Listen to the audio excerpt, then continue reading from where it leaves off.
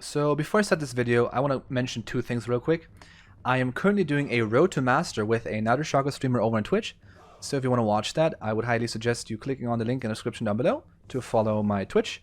And I would also highly appreciate it if you guys could check out my Discord server. It's a really nice Discord server, especially now that the Shaco changes are out and there's still some discussion to take place. That is really the best place you can do that. But without further ado, right into the video, boys. Alright, so the runes. There's currently two rune sets or builds that I run that require a different rune set. So the first one is the crit build, which I'm going to go over later. I go Hail of Blades. I wouldn't recommend Electrocute or Dark Harvest, just go with Hail of Blades, it's the best. And then the standard rune page I've always been running, but instead of Electrocute, just the Hail of Blades. Now, the AP runes or the hybrid runes haven't really changed, they're still the same. You can swap between Electrocute and Dark Harvest. It just depends on your playstyle and depends on your elo. In lower elo, I would recommend Dark Harvest more because the games are snowballier. In higher elo, Dark Harvest is not as reliable as Electrocute, so just test some games with both keystones and just see what you like. But go Sorcery second, obviously, for as much AP as possible, and you're good to go. So since I want to keep this video as short as possible, I'm going to go over the build without explaining why. Just trust me on this one. Either ask me in the comment section down below, watch me over on Twitch and ask me there, or I'm probably going to do a follow-up video on the different builds that are available at the moment and what sucks and what doesn't. But for now, I'm going to keep this as short as possible. I'm going to go Talisman for the better clear, better mana sustain, and rejuvenation beat because you do still need Tiamat, even though people say that you don't. I personally think you do. Obviously, questions down in the comment section down below, please. Berserker Greaves, very strong item, helps you duel early on, better clear and all that stuff. Nothing really has changed, especially we still have to rush Duskblade. I know it sucks, but we just kind of have to. But afterwards we can go for a crit build, we can go Infinity Edge, and once you have Infinity Edge, you are good to go. Your damage is going to be insane, trust me on this one. After Infinity Edge, we're going to go for some attack speed, Static Shiv. The on-hit damage from Static Shift can also critically strike, which means that with 50% crit chance, this is a burst combo that you will never forget. This burst is insane. As a sixth item, you can go Phantom Dancer for more attack speed and especially the shield, the 600 HP shield, which we fucking hate when the enemy AD carry buys it, but you know, you might as well join them if you can't beat them, right? So another great item is Essence Reaver, 25% crit chance, 70 AD, really good, and the perfect sixth item because it also gives 20% cooldown reduction. Really, really good item. I prefer this one over Phantom Dancer, but sometimes you just really need Phantom Dancer, so just see which one you need more. Sometimes you have to build LDR though, because the enemy team is stacking too much armor. Crit is really good against armor, but at some point you just really need that LDR to deal damage again. Now in terms of finishing Hydra, it's as always preference.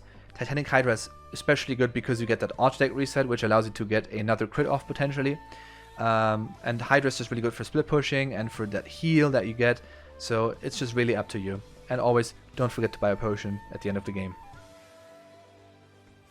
Alright, so the hybrid build didn't really change. It's pretty much the same build as always. It's still strong, it still has insane burst in the game. It's still really fun to play. And now with the old changes, it has even more outplay potential. So this definitely is a good build and a viable build. So, Warding Totem, without a question, always go this. You don't need the Rejuvenation beat, so you can go Refillable Potion and obviously a Hunter's Talisman for the better clear. If you can, get a Dark Seal in between the stacks, make it really, really gold efficient. It gives you a lot of AP if you get those stacks. And yeah, first back, try to aim for a Stalker Blade or the Blue Smite. Now, what you want to rush is a Runic Echoes ASAP. This item gives you a pretty good power spike, makes your E deal quite the damage, also helps you clear a little bit better. In terms of boots, sorceries are the #1 choice. If you feel like you want that cooldown reduction from the Ionian boots early on, then that is up to you. I wouldn't recommend it. I would go sorcery, but sometimes those city boots come in handy. Now, Duskblade, we still have to build it on the hybrid build. That's why it's a hybrid build. Duskblade is just too good to not buy. I'm sorry, but it's just the way it is. And then Gunblade, obviously, for more burst, for nice AD and nice AP. And the healing is also pretty good. After that, you go Lichbane or Zhonya's, and then the other one, so that you finish off your build. And then a 6th item, you can go Rabadons, you can go Spellbinder, Banshees, Morello, Haunting, Leandra's Torment, sorry, or Void Staff. And then obviously, once the game goes on long enough, you can swap out the Runic Echoes for a Luden's Echo, but that rarely happens usually. Obviously, if you want more info on these builds, then let me know in the comment section down below, but I wanted to make this video as quick as possible and not drag it out too long. So in terms of skill order, it's pretty simple. It's even more simple than before. You put obviously the first point into W, then at level 2 you need Q, and then you just max E, then you max Q, and then you max W, and obviously whenever possible you get a point in R. Okay, so the jungle clear, this is where it gets interesting. The box placements are really precise on this one, especially on the rep buff start. You really have to practice those. Get in a custom game, get in a practice tool, and practice those. Just copy them, pause the video, and mark them somewhere. They are really crucial to the strategy. Our clear is fucked kind of in a way that we can get a leashless 3 minute 15 second 5 camp clear, so we get to Skull Crab just in time. But yes, it requires this precise setup. Most other setups really don't work. Very important here is that on the wolves, you want to attack the big wolf and not the small ones.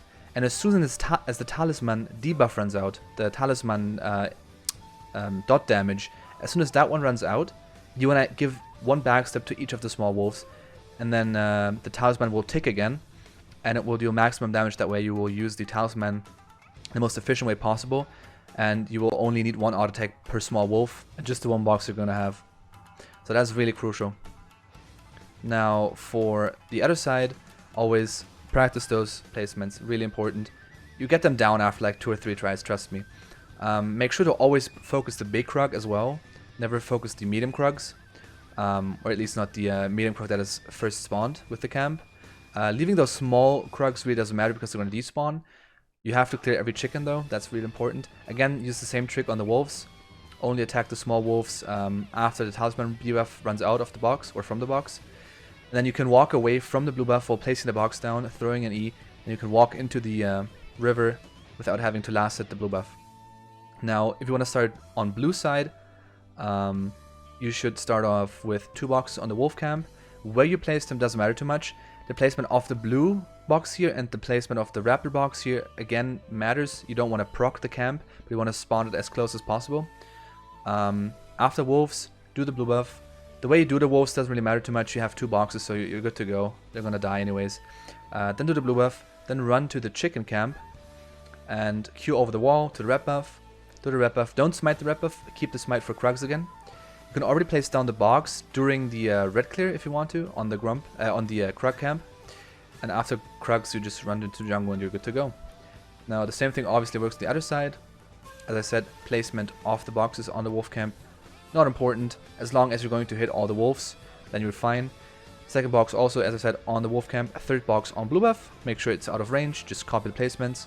And the 4th box, you want to hurry up and get 2 wraiths, as you do with the other side. It's pretty much the same setup, but just mirrored. But I wanted to do it. I wanted to include it in the video anyways. Now you clear this, cure over the wall. Use the blasting cone to get to the wraith camp a little bit faster. You pull those wraiths into the box, place another box behind them, utilizing the AoE box damage as much as possible. Don't smite the rep buff, keep it for Krugs. And at this point, you're pretty much good to go. Place down the box during the red clear, and yeah, that's pretty much it. Run into jungle and to river, and you're good to go. I want to give a huge shout out at the end for Asnan, one of my viewers. He invested 30 hours, I would say, and I invested 10 hours to find those clears. So I really hope you guys are thankful for this. It really took us a lot of time, so yeah, I wanted to mention that.